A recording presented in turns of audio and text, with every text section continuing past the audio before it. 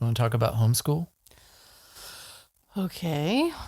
I'm just thinking, here's my thought process on that. You've been homeschooling our children for 17 years. Since 2003. Right. You homeschooled Liam up into high school because the laws in Tennessee required him to go to regular high school.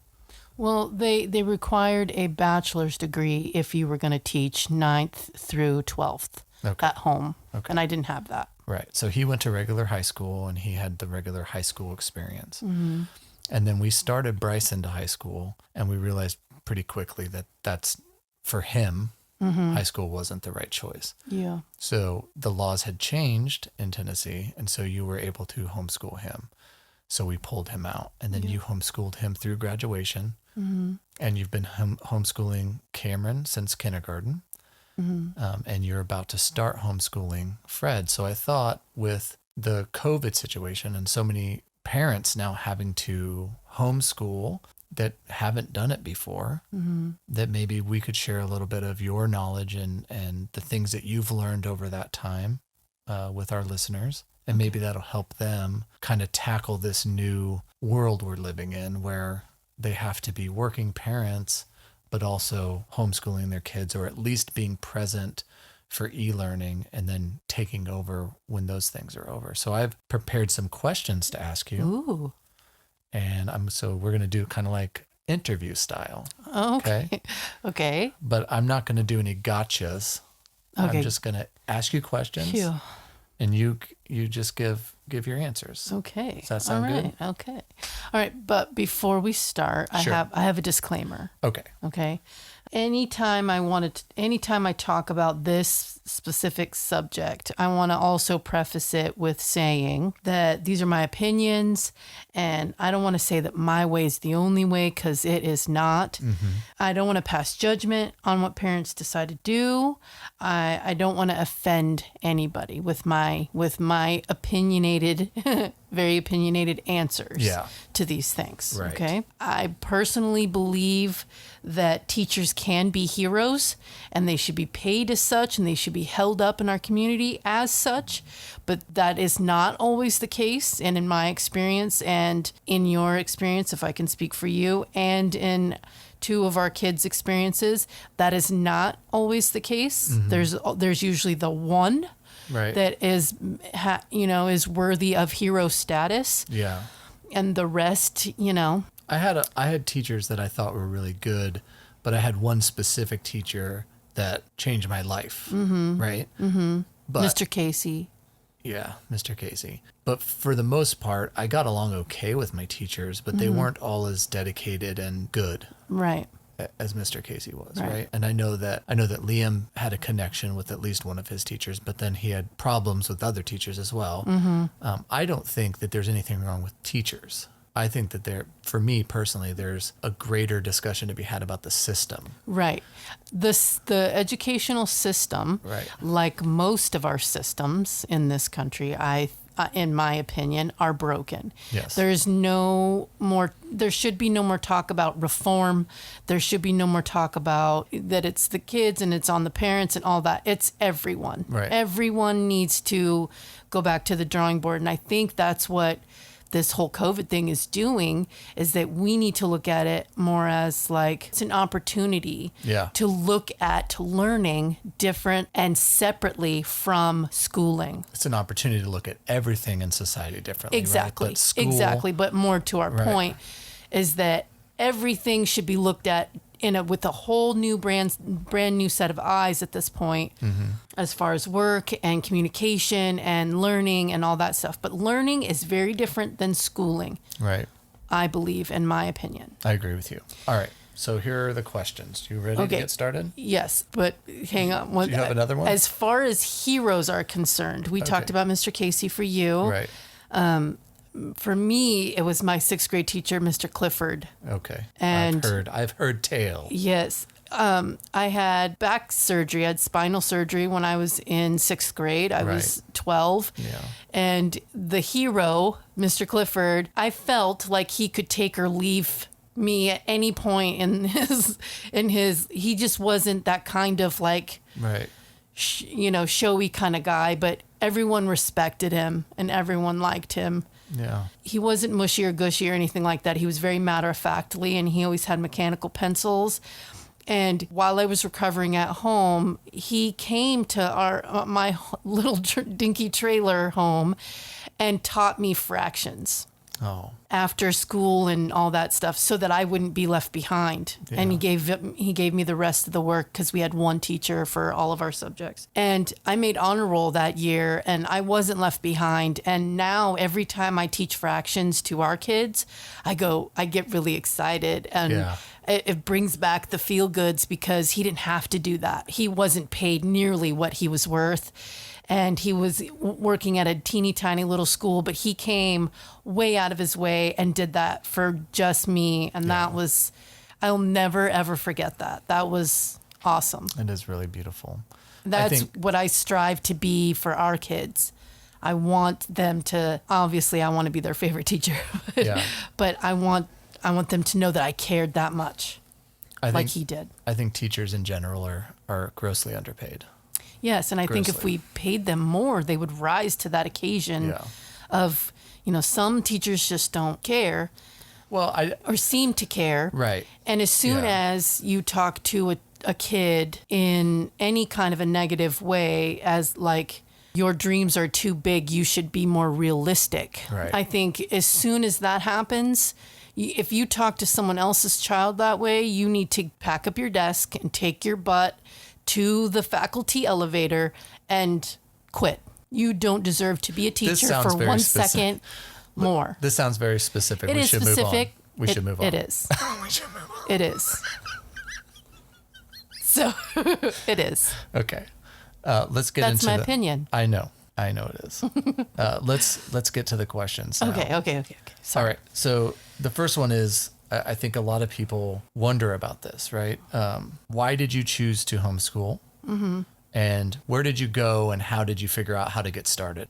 To be fair, when we started homeschooling, this was right at the beginning of personal computing and interneting. Mm. We didn't really have access to that stuff in the same way that we do today. Right. So it was a totally different scenario back then. So maybe talk about how you did it back then, but now how you continue to keep up with the changes in curriculum and stuff. Okay.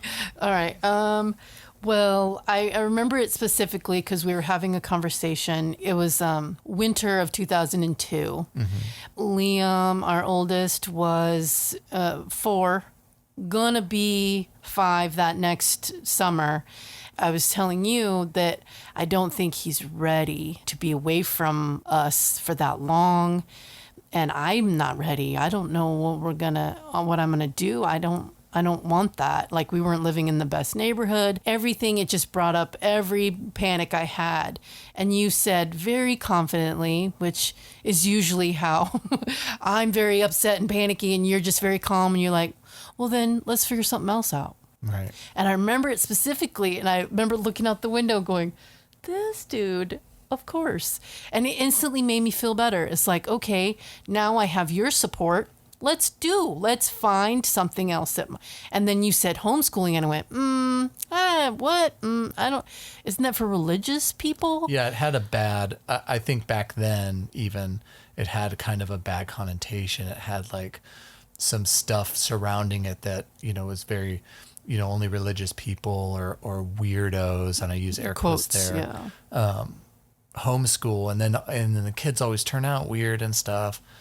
Seemingly. Right. But I had known homeschooled kids in high school. Yeah, and you said that. Yeah, and so they weren't weird. They were perfectly normal people. Exactly. And so I didn't think there was a problem there. Right. You were like, let's look it up. Let's see what we can do, and let's make this happen. Because I agree with you, and I don't want him going anywhere either. And we were very attached to him. Yeah. And so we looked it up on the internet.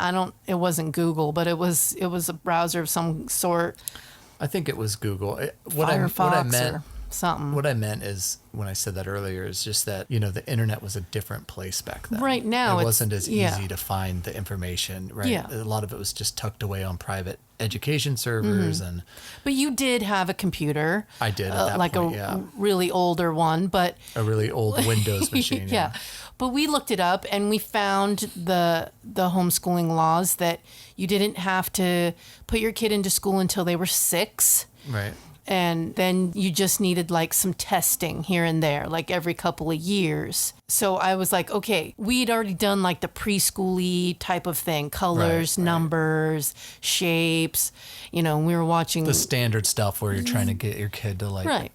understand language. And Yeah, things like that. and we would watch PBS, and we learned all those things. And he had a baby brother at the time, and so he was learning how to be a big brother, and so it's like life skills, the basics, right? And I started teaching him his name, and I said, okay, if I can teach him how to write his name, then we'll go another step. But let's start with that. And you said, okay, let's do that. And so I sat with him and he did his name. And I'm like, okay, well, let's add the last name because maybe that was just a little too easy. So we added the last name. Right. And he was able to do it pretty easily. And then I said, okay, if I can teach him the alphabet. You just right? kept. Yeah. It was one very baby moving step the at a goalposts, time. yeah. If he could listen and take direction from me on those very tiny little baby steps, then I would be encouraged and he would be encouraged. And then it would, Right. we could maybe make this work. It was always a maybe until it was done with. Right. And then there was a new goal to make. So I think it was a maybe all the way up until he started the 9th grade for you, right? yes. Yeah. Yeah. Because I didn't want to screw it up. Right. I wanted to put my all into it, and I wanted to make it so that he wasn't the quote unquote weird homeschooled kid. And what did he graduate high school? What was his GPA again? It was like, I forget now. It was like a 3.7. It was pretty high. Yeah. It wasn't like straight A's, but he did get straight A's the last semester. And Right. yeah, he graduated high school pretty well. Yeah. I know, I get what you're saying, but I have 2 more kids to do that with, and then we'll see. Right.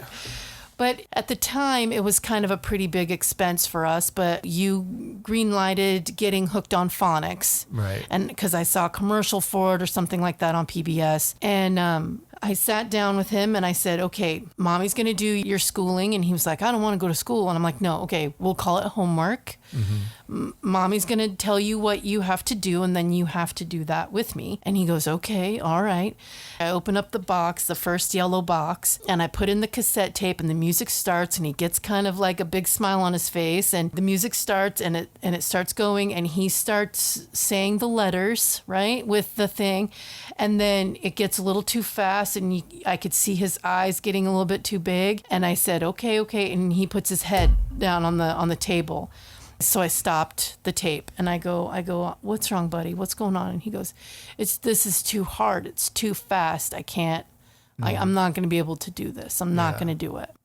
And I said, okay, all right, let's do this. I always try to alleviate the pressure with being funny, Right. or at least I try to.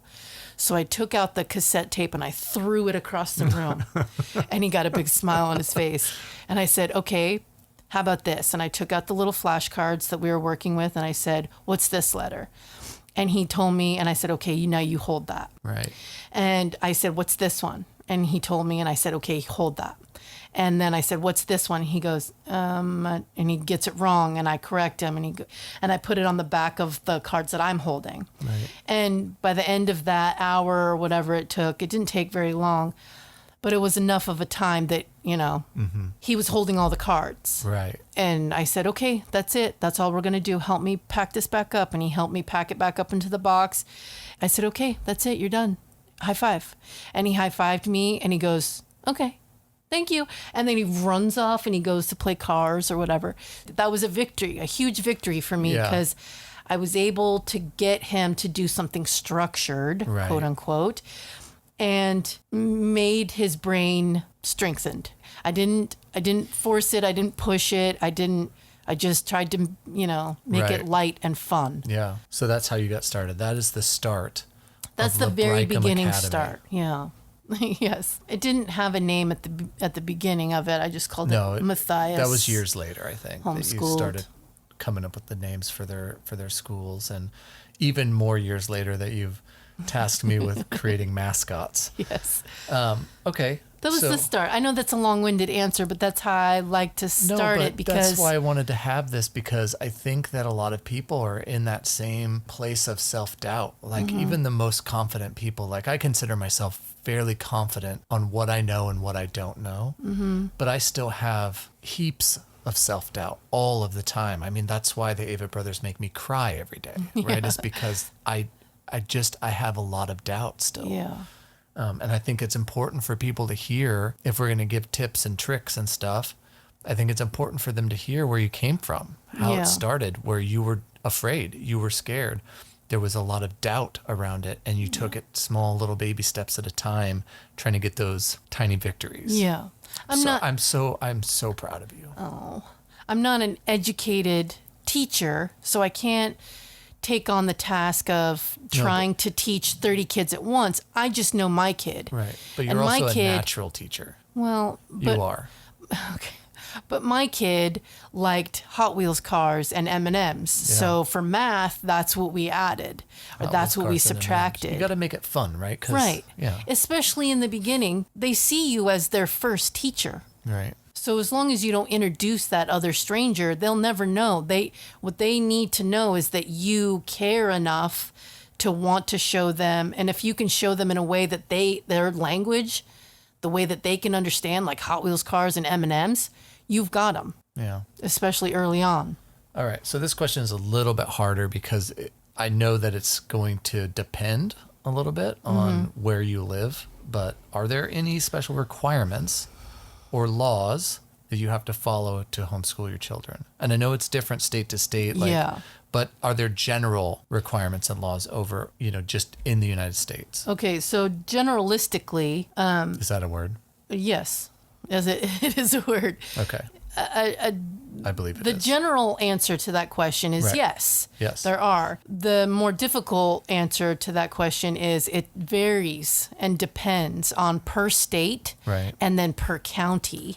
Oh, so it even goes down to like even the school district? Yes, the level? school district. Oh, okay. It can. Right. Now, here in Tennessee, I'm required to notify them with a specific form that I have to go onto tn.gov website and print out and fill out and mail to them. Right. With an intent letter that says I intend to homeschool my child.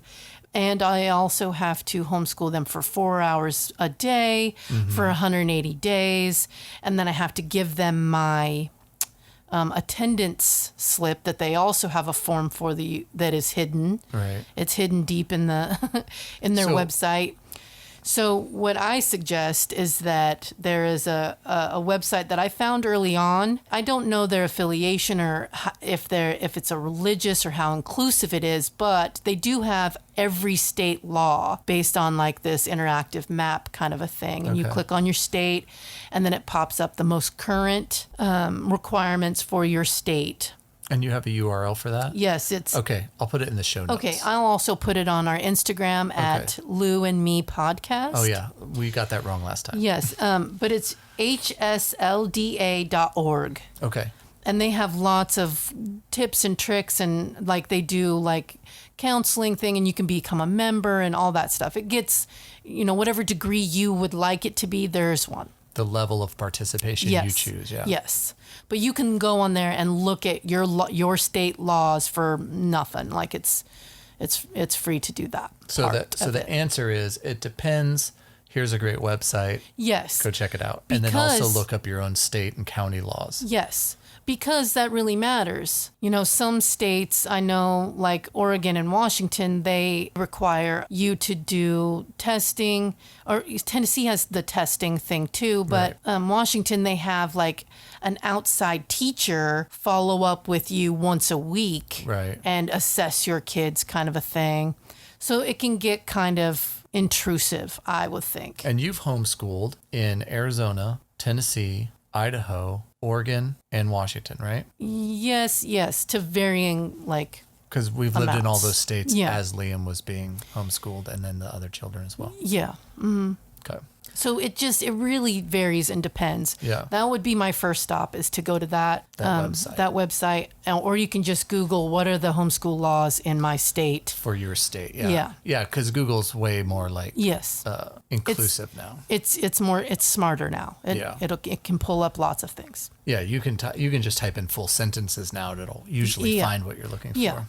That's my first step, is to go, okay, what are the laws? Like, usually when you come to me and you go, I might have a job here, I look up the laws to make sure that I can follow, because you want to follow that, because if you can run into legal blah, blah, blahs. We should mention, for people who don't know, I'm a career designer, and that is why we've lived in so many different states, is because I kind of just follow the job, right? Like I don't, we've lived in Tennessee probably the longest of our relationship. Yeah. But wherever there's the job, that's where we end up living. And that's currently why we're in Tennessee as well, because of my job. And homeschooling frees that up. Like we can live almost anywhere and still educate. Right. And, and you love adventure, so it's not really been a problem in our relationship. Wherever the wind blows, that's where I like to go. Okay. So socialization. Oh, I know boy. this is a big stumbling block for most people, most parents.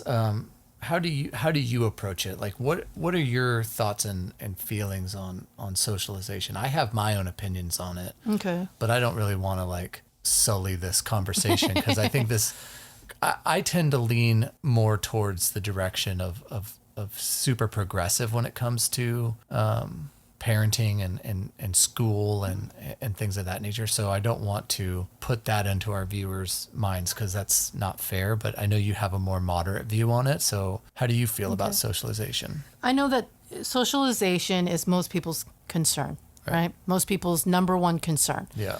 Mine is not socialization. My number one concern is my child's emotional well-being. Right. That's number one. Their mental health. Yes, their mental health, number one. Right. Even when our kids were in public school, if they weren't feeling it for a legitimate reason, and I know them very well, if they weren't feeling it that day, we did not go that day. Our oldest kid, he wanted to go every single day, come hell or high water. Our second did not. Right. So I had to be a little bit more firm, but there was even a day where I drove him all the way up to the school and I went, you know what, never mind. And I drove him all the way back home just to see his smile on his face. Well, yeah, I think that's part of parenting and schooling, is you have to understand that not all of your children are going to be the same, and they need different things from you. Exactly. Yeah. And you know your kid better than anyone else does. Right. So secondary is socialization for me, obviously. But we have this stigma where a homeschool kid is a weird kid, or a kid that hasn't been socialized, doesn't have friends, blah, blah, blah. But here's my take on it. Every time you interact with another person outside of who you are, you're socializing, right? You take your kid to the grocery store. If you're standing really close behind the person in front of you, you're teaching that to your kid. It's annoying. Please stop it. So if you're rude to the waiter, you're teaching that to your kid. That is socialization. Yeah. You are your kid's very first teacher. You teach them, how to walk and talk. And I know that there are parents how to treat others. Exactly. Yeah. I know that there are busy parents and they don't have that time, but there is always a time to teach them something, anything, how they see their mother and father interact, or their aunt and uncle interact. Right. Those are all socialization. So even to their siblings, right? I've seen kids who are public school kids who treat their sibling awful. Right. I have been through the public school system. I have very difficult socialization anxiety and traumas. And I have to blast music, and I have to really get in the zone before I go and talk to another person. Right. And I've been public schooled. Yeah. Now, I have seen our kids interact with other people and other adults and other things, and they're not rude. They're not weird. Right. I know I'm probably biased, but I've gotten many times people have come up to us and have said, "Your kids are awesome. Your kid is really sweet, and your kid always checks in with me and is really nice and kind." And so that goes a long way. I think I don't know what I'm trying to say now. I think we've been very privileged. Yeah. I mean, I was able to stay home with them and be in their ear at all times. That I think that can help. But even if you do work a lot, and you work a lot, but when you are there and with them, you are very present, and that's important. Yeah. Well, I've always talked to them as if they were peers, not children. Right? Okay, so yes, when they get to a certain age, you No, talk to them. even when they're little. Like Fred is 4. She doesn't. I talk to her like an adult because there's no reason to treat her like a child, right? I can treat her like an adult and expect responsibility from her, and without having to get mad or without having to like, Right. you know what I'm saying? Right.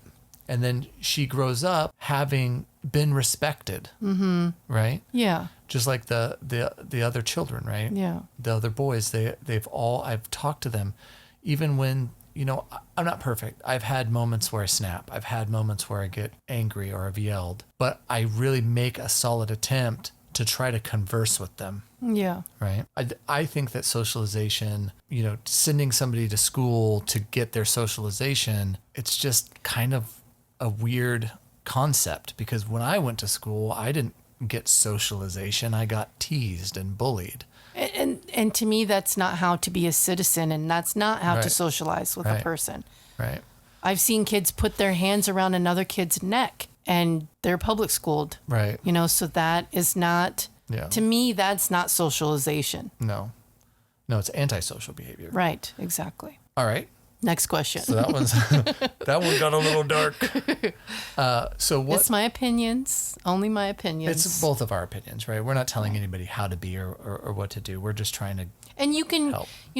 going back, you can put your kids into all the activities known Right, to there's man. There extracurricular are stuff, yeah. independent activities from the schools all over the place. Right.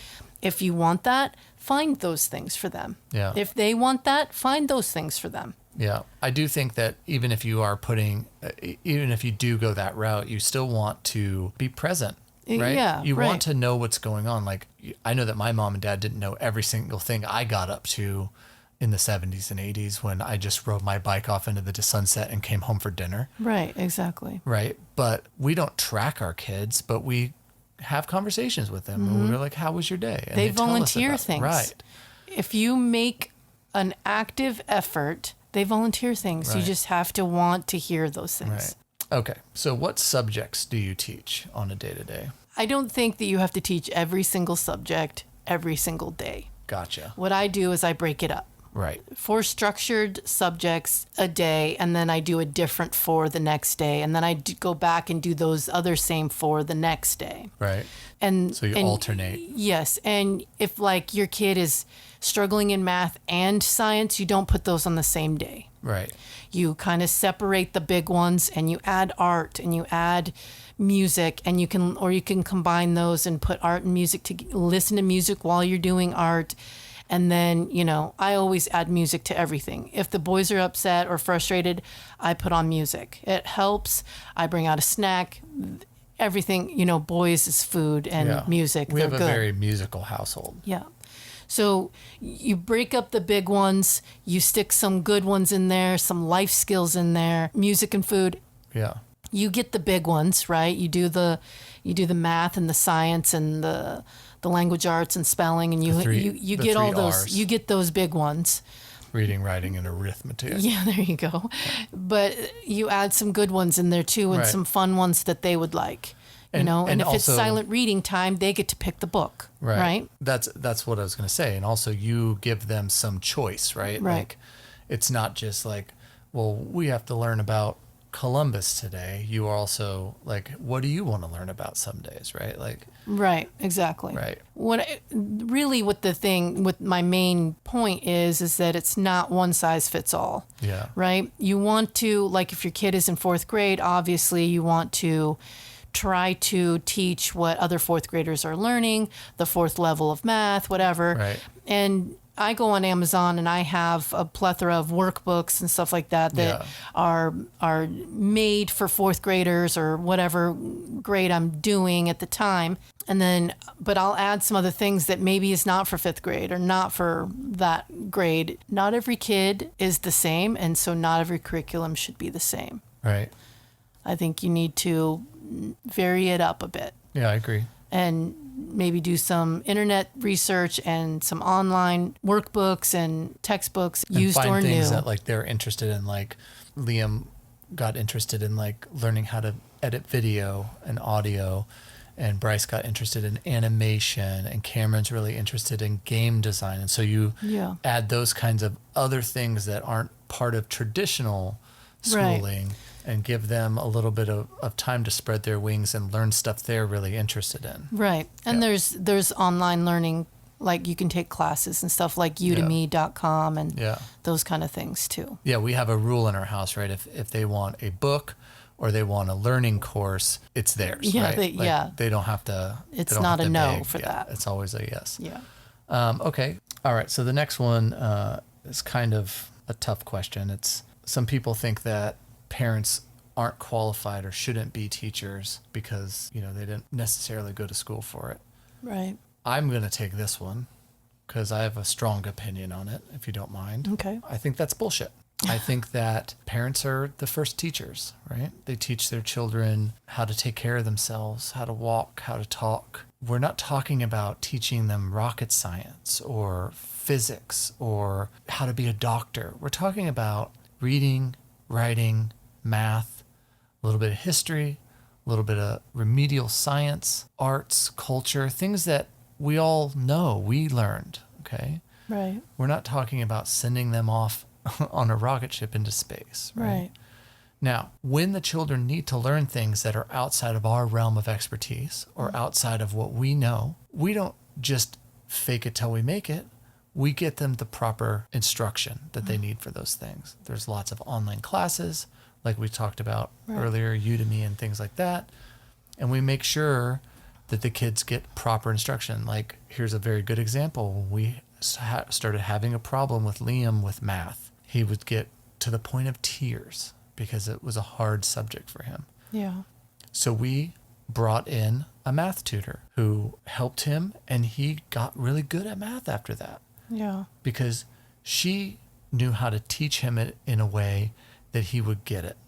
And she wasn't a teacher. And we weren't capable of doing, she right? She just knew math very well. She was a mathematician, right? She was a math tutor. And it was a thing where we didn't know how to get that across to him, even though it was fairly simple math at the time. Right. So we brought somebody else in. And we do that. That's what we do. That's what you should do. Right. And it's not about, is the parent qualified to teach? It's more about, does the parent want to teach? Can the parent teach? Right? Because teaching isn't about your knowledge as much as it's about how you convey your knowledge. Right. So I tried to take that and learn from that myself. And so what I did is I got books and I sat down and we learned it together. I have a high school education, but it's been a long time since I used that. So at the time, we just sat there and we learned it together. Right. And then the next kid, we sat there and we learned it together. The third kid, I'm probably going to have to sit there and learn it together again.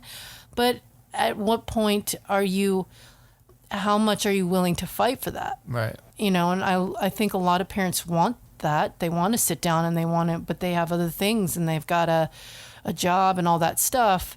I think it's just one step at a time.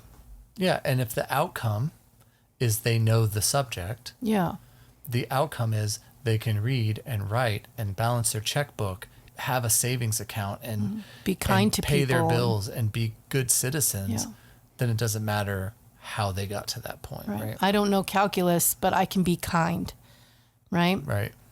And I think it also showed our kids that I didn't know everything and I didn't pretend to know everything. Right. And it's okay if parents don't know everything. It is okay. It is 100% okay. Because we're all going through this life together. Right. And they can always pursue any coursework or specific coursework that they want. Yeah. Right. Now there's lots of choices. Right. And with the internet these days, public school is an all-day affair. How do you fit in a full day of teaching?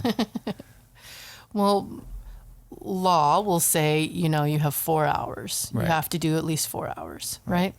But by the time you get your subjects done, for us homeschoolers, it's 3 to 4 hours. It's not 6 to 8 hours. We're not giving them busy work. We're not, doing a lunch or a recess or whatever you can put those things in. And those are obvious learning and, things that kids should do, right? And our kids do that, but it's not 6 to 8 hours. And now, kids are sitting on Zoom for I don't know how long for that at home learning. Yeah. And that's just not how kids are built. They can't sit in a chair Yeah.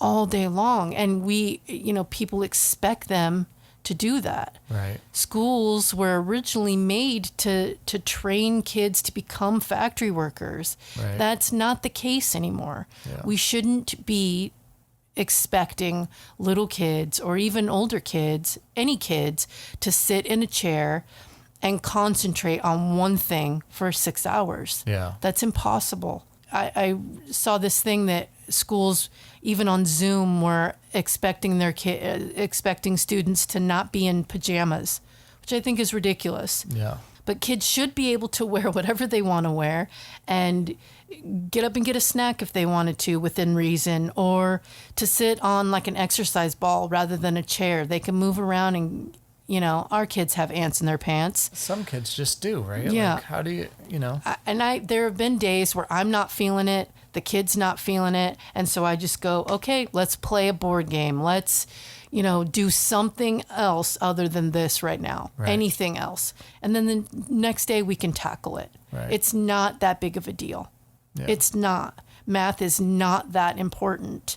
Taking care of ourselves and taking care of each other is. Right. That's how I feel. Right. And they're going to learn it.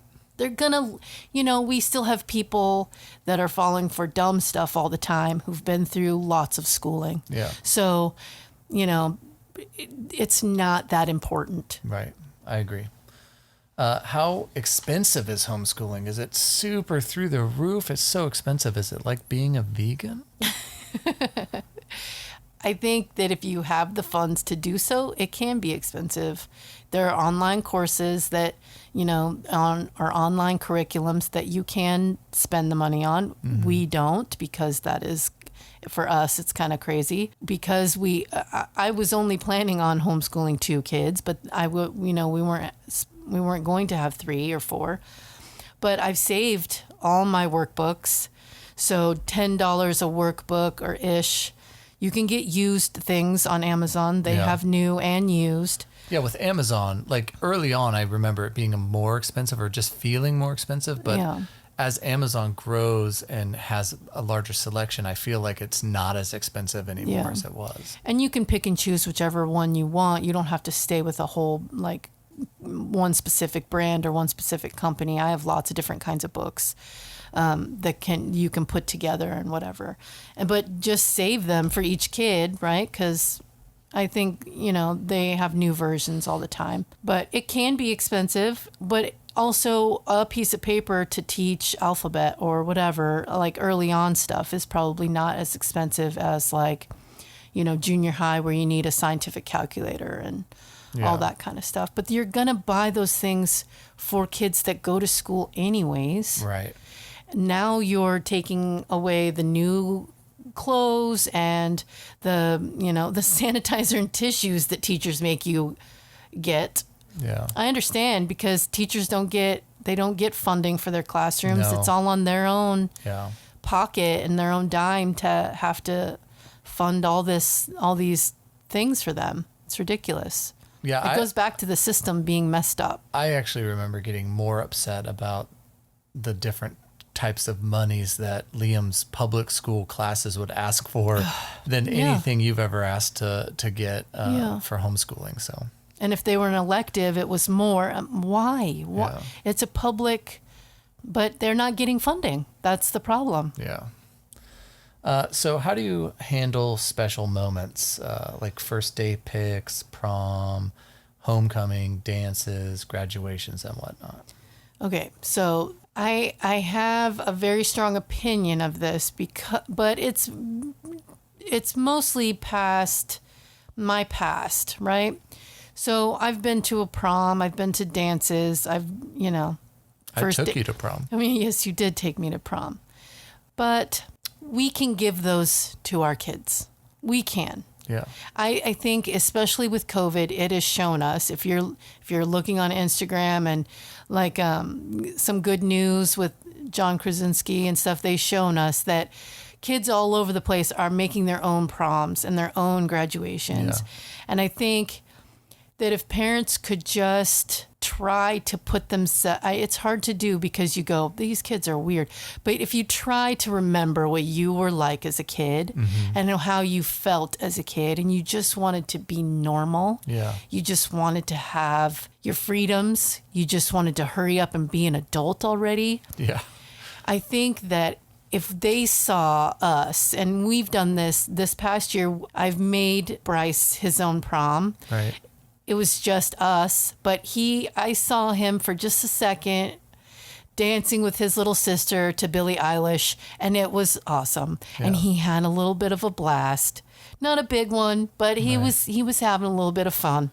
And I've always given them all a graduation. Every year it's a graduation Yeah. because I believe that if you're going from the 4th grade to the 5th grade, it should still be celebrated. Yep. We've taken them out to dinner. We've made our own diplomas.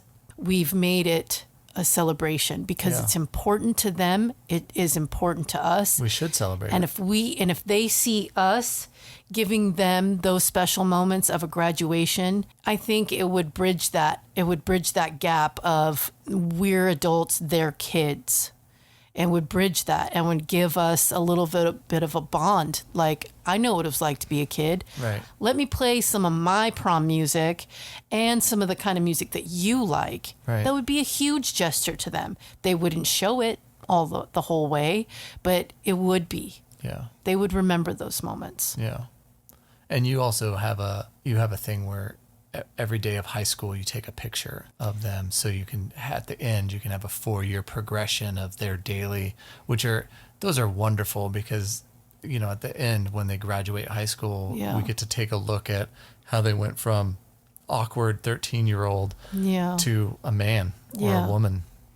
And Amazon, I kind of rely on Amazon a little too much, but I found this year 2020 tassels, and so I Right. still had Liam's cap and gown from when he graduated. So I just gave those to Bryce, and his own tassel in whatever color that you want, you can get. And so he was able, and a diploma cover, and we made a diploma. Yeah. I know it seems like it might be a homemade, quote unquote, silly homeschool prom or silly homeschool graduation. No, but I'm it's telling still you right the now, same. It's still the same. yeah, I'm telling you right now that I think teens would rather see their parents going all out for just them rather than 300 kids at a high school graduation where you have to sit there for 3 hours or more. Yeah. And they tell you don't scream, and your dad does anyways. Yeah, those things. I think it would mean a lot. Right. I think it does mean a lot. Yeah. And I think we've seen that with COVID where parents were doing a promposal Yeah. for their kids. And their kids were like, okay, at first, but then they got into it and dressed up anyways and danced anyways, even if it's just with their siblings. I think COVID has made a lot of the impossible possible. Yeah. It's definitely made you see it in a different way. Yeah. A lot of things that people said, oh, we could never do that. That's impossible. That can't happen. We've always done it this way. Yeah. Everybody's working from home now. Yeah. Everybody is doing school from home now. It's like, these are things that we could have always done. Yeah. But, society and systems in place just forced us to go along with the status quo. Yeah. I think 2020 is a year of change for our country, at least. Yeah. And it can be in good ways, Yeah. not just negatives. And there are going to be a lot of negatives, and that's okay. Yeah. It's how we bounce back and we look at how hard we try to look at the positives. Yeah. We're resilient. The Yes. humans. The humans are resilient. We're little pests. We're roaches. Yeah. So I don't have any more questions for you. I know this has been a hard episode because you have a lot of self-doubt around this subject, and you have some triggers, right? Like some of these questions I know triggered like responses in you, and I want to apologize for that. But I want you to know that I love you, and I'm super, super proud of you. And I think that you're the best thing that's ever happened to these kids. Oh. And you are a Stop. wonderful person, and you are a brilliant teacher and a great mother. Do you have anything that you want to leave these people with so that it doesn't end on my tears? End on your tears. I would say that if no matter which way you wanted to go, no matter to what degree you wanted to be able to teach your kids anything and everything, or just a little bit, or, the real version, the real story of certain things. Yeah. Because I think little details can fall through the cracks. Right. I think it's all just important. I think as long as you show your kid, look, I care, and I care about what you think about things, and I just think it's important to show that you care and that you're not a stuffed up adult and that you know everything, because we don't know anything. Yeah. And these little people, these young people are walking around just feeling everything. That can't be the, for me, it was a scary thing to walk around and just go, okay, the adults seem to have it all together. I don't, and nobody's leading us. So now what? Yeah. All right. It's a scary, terrifying thing. But if you can look your kid in the eye and you can go, I'm scared too, but let's be scared together and let's figure it out together. Right. Fractions is not that scary. You can learn fractions. You can learn fractions again with your kid 3 times again. It reminds me specifically, and I just looked this up so I would get it correct, but there's a quote from Ava Brothers' song that hits me really, really hard. And I think it's true of parenting as much as it is when I think about it, I apply it to myself and being overconfident and like kind of trying to battle my ego. But it's from Weight of Lies. And it is, I once heard the worst thing a man can do is draw a hungry crowd, tell everyone his name in pride and confidence, but leaving out his doubts. Yeah. And I think it's really, really important that you let your kids see that you aren't perfect. Yeah. Right? And that you also have doubt and you also don't know everything. And that's okay. It's okay. It's more than okay. Yes, it's more than okay. We don't have to pretend to be superheroes. We don't have to pretend to know everything. We don't have to pretend to be anything. We can just be who we are, and it's okay. Yeah, and so can they. Yes. I love you. I love you too. Are we done now? The Lou and Me podcast is a Matthias Source production. The song is No Carpets by the New Forevers. Produced and edited by Moose. Hosted by Lou and me. Thanks for listening.